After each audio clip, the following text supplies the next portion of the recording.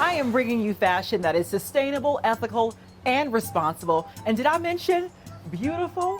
Yeah, every piece has a story. I'm here now with the founder and designer of KINdom, Claire Powers. Claire, thank you for bringing your inspirational fashion to share with us today. First of all, let's start with this name, KINdom. Where did that come from?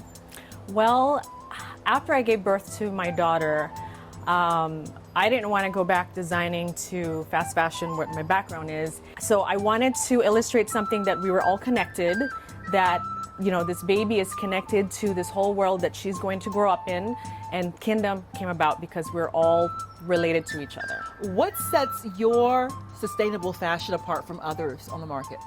Well, I try to satisfy a lot of the United Nations Sustainable Development Goals. I satisfy on some of the products 15 out of the 17 Sustainable Development Goals. Wow. So not only do I work with eco-friendly materials and indigenous materials, but they're also, ethically made.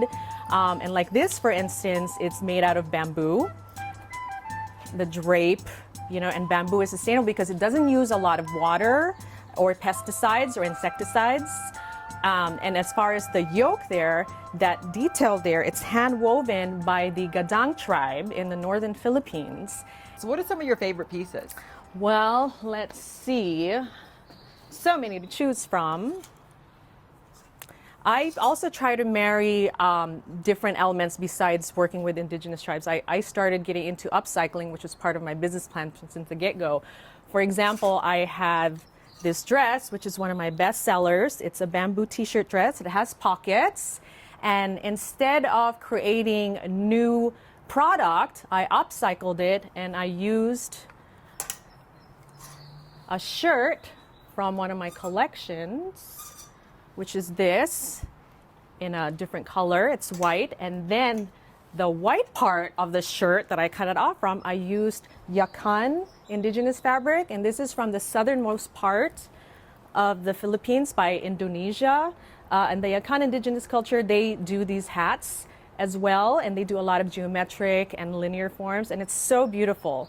It's so beautiful. Another one that I like to work with also is the Irra Nun. This was a collaboration with a nonprofit organization.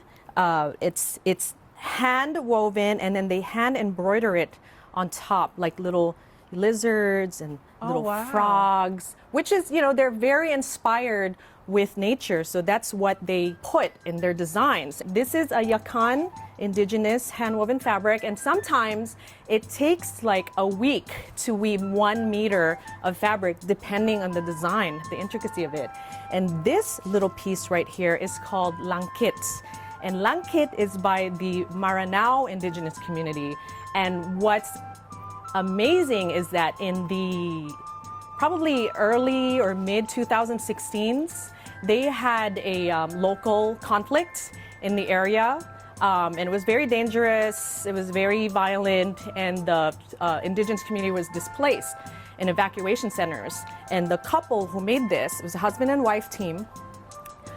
They gathered whatever, bamboo and sticks they could find, and then they created these like hand-woven strips, and I have them all over the collection. What has been the response when people see that not only is it beautiful, but there's these amazing stories behind it, and it's also, honoring the environment? Oh, it's like being a kid in a candy store. We just had New York Fashion Week show, and one of the models just wanted to buy the whole entire outfit he had, because I also do inclusive design, which is gender-free and size inclusive. For example, this shirt right here, which I upcycled with a local artisan. I also collaborate with an artisan from Sacramento. She does eco print and eco dye, so she takes little leaves from her garden and eco prints it. You can take this off, right, and wear it as a sleeveless, wear it as a jacket. When people see your fashion, when they wear it like I'm wearing this dress now, how do you want them to feel? You're wearing a piece that is good for the environment. You are helping support an indigenous tribe.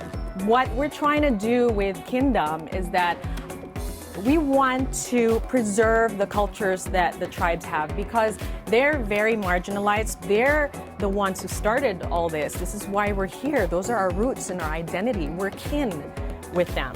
by supporting them and buying their hand-woven materials and other raw materials, you know, they can keep going. Well, I feel really good wearing this. Everything is flowing nicely. I even found a mask to match my dress, so I'm excited about that. Claire, thank you for sharing your story with us. Thank you so much, and all the tribes and everybody else, and my little girl thanks you. Thank you so much.